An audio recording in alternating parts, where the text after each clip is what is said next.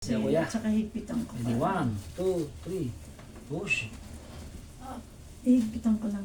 Yun, push. Ah, 1, 2, 3. yun. Tayo. Yun. Yeah. Dapat nakataas to kasi para saka na mahigpit. Yun. Ah.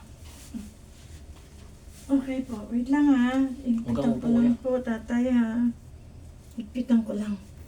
Kasi maluwag eh. Nalumuwag eh. Okay. Lumuwag kasi oh. Kaya hindi. Mga short na masisigip pa. Oo nga po eh. Ito kasi madali isuot. Okay, tatay. Okay. Yung pong upuan, iyan niyo po sa pit niya. Ayan, Sakto niya. ready na. Ready po. Ayan. Ayan.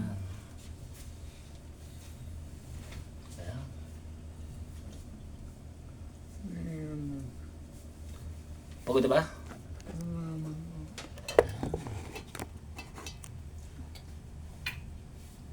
Okay, tay.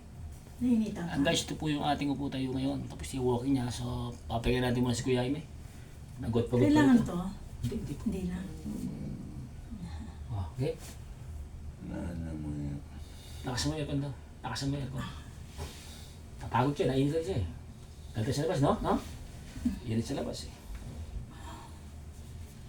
So, asa yung pang-massage niya dito? Asa yung pang-massage niya? Kuya, ate.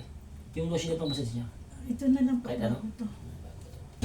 Actually, ito. Kinuha ko na yun. Ayun pala.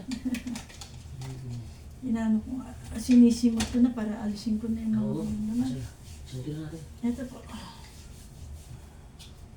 na yung mga, di ba? Hindi na lang ang malagay niya dyan. Ayos lang ba ya? Ha? Ayos lang?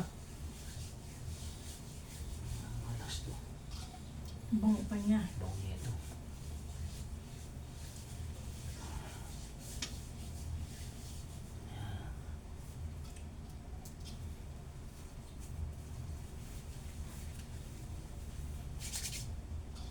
Malas ng konti si Kuya.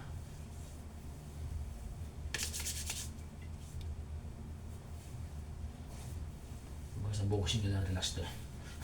Pagod eh. No? Mamaya pagkalaki ka yung pa mo naman. Pagkalaki ka, di ba? Pa mo.